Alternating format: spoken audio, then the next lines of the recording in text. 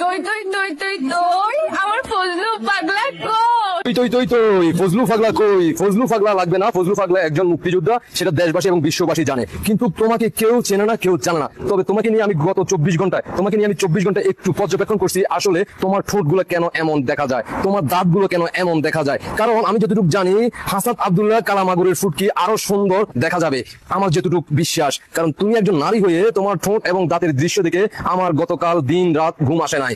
তুমি দেখো আমার দাঁতের দিকে তাকাও, আমি কিন্তু সিগারেট খাই, নেশা করি, গাঁজা খাই, মদ খাই, তারপরেও আমার দাঁতগুলো একটু দেখতে সুন্দর দেখা যায়। আমি একজন ছেলে মানুষ, কিন্তু তুমি একজন নারী হয়ে তোমার ঠোঁটের দাঁতের এই দৃশ্য কেন বাঙালি জাতি জানতে চায়। বাঙালি জাতি জানতে চায় 5ই আগস্টের পর থেকে যতগুলো সমন্বয়ক আছে এবং কি তোমরা যারা রাজপথে কাঁপাচ্ছ, সবাই চেহারার দিকে, চোখের দিকে তাকাইলে আর ঠোঁট দাঁতের দিকে তাকাইলে এমন দৃশ্য দেখা যায় কেন? তোমরা আসলে কোন নেশাটা খাও? তোমরা কোন নেশা খাইলে তোমাদের এমন দৃশ্য বাংলার জনগণ দেখতে পায়? তোমরা একটু কি বলবা বাঙালি জাতি যাতে করে সুন্দরভাবে তোমাদের এই নেশাটা তারা গ্রহণ করতে পারে এবং কি তারা আসক্ত হয়? একটু জাতিকে বলবা। কারণ 5ই আগস্টের পর থেকে দেখতেছি আমরা তোমাদের পাশে কিছু দাঁড়িয়েওয়ালা হুজুরও দেখলাম গতকালকে তোমাদের পাশে নামাজ কায়েম করতেছে রাস্তার মাঝখানে, ওইখানে তার বাসার সামনে। কারণ বাংলাদেশে মসজিদের অভাব পড়ে গেছে। সেই 5ই আগস্টের পর থেকে আমরা একের পর এক এমন দৃশ্য দেখতেছি। আশা করি বাঙালি বুঝতে পারছে, বাংলাদেশের মানুষ জানে যে তোমরা আসলে কোন নেশায় আসক্ত হয়ে গেছো। 5ই আগস্টের পর থেকে এইভাবে চালিয়ে যাচ্ছ। দেখা হবে বোন তোমাদের সাথে, যদিও না রুচি না আসে, সমস্যা নাই। বাংলাদেশে ফুটপাতে অনেক টোকাই পোলাবেন আছে, তাদেরকে দিয়ে কাজে লাগাবো ইনশাআল্লাহ। আল্লাহ হাফেজ। কিছুদিন আগে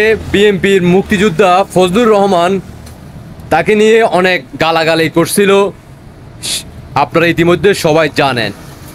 সেই বিএনপির মুক্তিযোদ্ধা ফজলুর রহমানকে গালি দেওয়া একজন লোক ইতিমধ্যে আপনারা নিউজ পেয়ে গেছেন, চাঁদাবাজির মামলায় ইতিমধ্যে তিনি ইনকলাব জিন্দাবাদ হয়ে গেছেন, মানে তিনি অ্যারেস্ট হয়েছেন, গ্রেপ্তার হয়েছেন।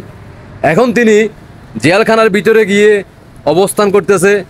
ওইখানে গিয়ে মুক্তিযোদ্ধার বিরুদ্ধে, ফজলুর রহমানের বিরুদ্ধে স্লোগান দিবে আর গালাগালি করবে। বলছিলাম বারবার, তাদেরকে শোনে নাই। 71-এর বিপক্ষে, মুক্তিযুদ্ধের বিপক্ষে কথা বলবা, একদিন আগে হোক পরে হোক তোমার কপালে আসবে দুঃখ। এটাই সত্য, এটাই বাস্তব।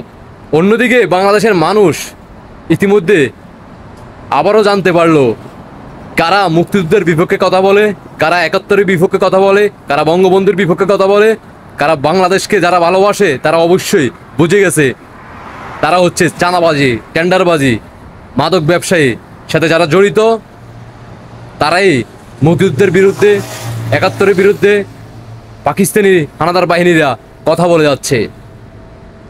আবারও প্রমাণিত হলো। ধন্যবাদ জানাই। আশা করি বুঝতে পারছেন।